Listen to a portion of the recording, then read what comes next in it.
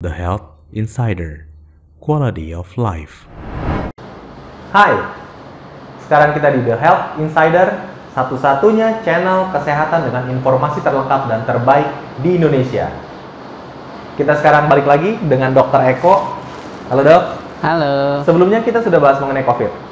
Sekarang kita mau tahu nih dok, sebenarnya siapa sih yang seharusnya takut terkena dampak penyakit COVID?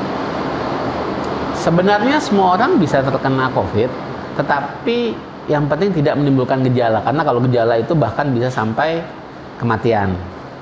Jadi kalau menurut WHO dan juga dari Depkes, yang resiko kematian tinggi yang memiliki penyakit penyerta. Oke, seperti penyakit apa itu? Penyerta atau komorbid di istilahnya. Nah, kalau kita lihat semua itu adalah suatu penyakit yang dasarnya adalah sindrom metabolik. Sindrom metabolik itu apa dok? Nah, kita coba buka dari jurnal, misalnya dari Netscape.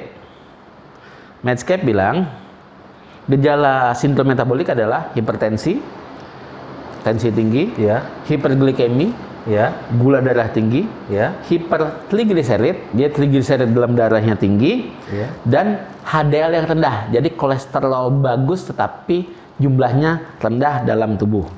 Itu kalau dari hasil lab. Yang buat gampangnya adalah buncit atau gemuk di perut. Oh, buncit atau gemuk di perut. Nah, wah, saya ini hati-hati nih. Perbandingan perut dan pinggul. Dia jangan bilang, wah dia gendut. Tapi bagaimana perbandingan perut dan pinggulnya?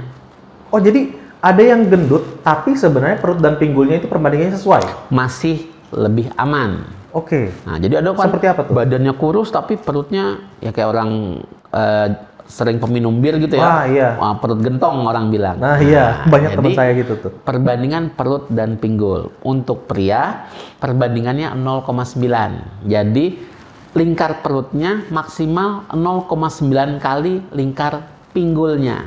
Jadi kalau misalnya lingkar pinggulnya itu sekitar 100 cm, berarti lingkar perutnya maksimal 90. Kalau wanita 0,75. Kenapa lebih kecil dok? Karena memang secara alami wanita itu pinggul lebih besar daripada perutnya. Ya kita tahu wanita kan dibilang seperti gitar Spanyol. Gitar Spanyol. Nah itu yang idealnya. Jadi kalau perut dan pinggulnya sudah sama besar, artinya dia sudah buncit. Nah, itu salah satu tanda seseorang memiliki kegemukan yang merupakan sindrom metabolik. Itu berarti termasuk kalau misalnya kita disaring nih ya. Oh, misalnya dokter sebagai pemeriksa orang-orang yang ini orang kira-kira kena COVID atau bermasalah dengan metabolic syndrome atau enggak gitu ya. Orang yang lingkar perutnya lebih besar daripada lingkar pinggulnya, sudah pasti itu akan tersaring dan dianggap sebagai lebih beresiko untuk bermasalah terkena COVID. Jadi kalau sama-sama kena COVID, yang tidak memiliki sindrom metabolik mungkin gejalanya hanya ringan, mungkin kayak meriang, batuk peliak, beberapa hari sudah sembuh.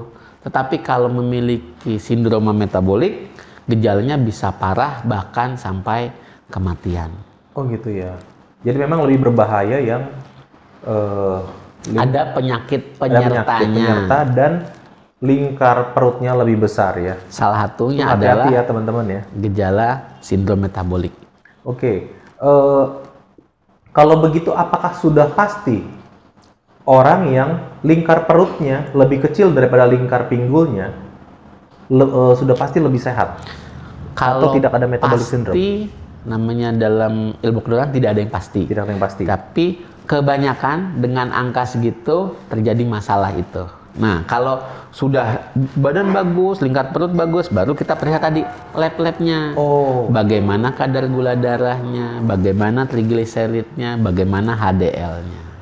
Artinya kayak begini nih, orang ini kan pada nggak mau pakai masker karena mereka bilang, ngapain gue pakai masker, katanya gitu kan. Gue sehat kok, baru ada yang bilang, iya saya sehat kok, saya nggak ada yang sakit, saya masih muda gitu kan.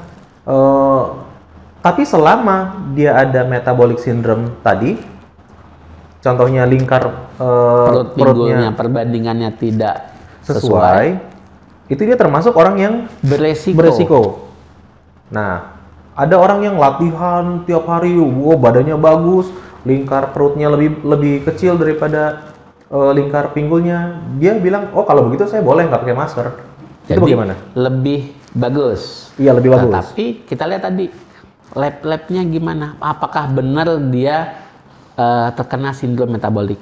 Nah, jika memang labnya bagus, jadi secara daya tahan tubuh bagus, buat dia bagus, tidak terkena COVID. Tetapi dia bisa menyebarkan COVID ke orang lain.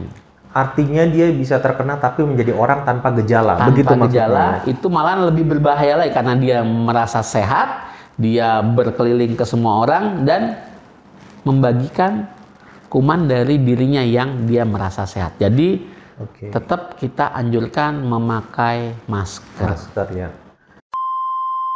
Iya, Semakin rendah imun kita, semakin gampang COVID masuk. iya. Pertanyaan saya, meningkatkan imun itu bagaimana, Dok?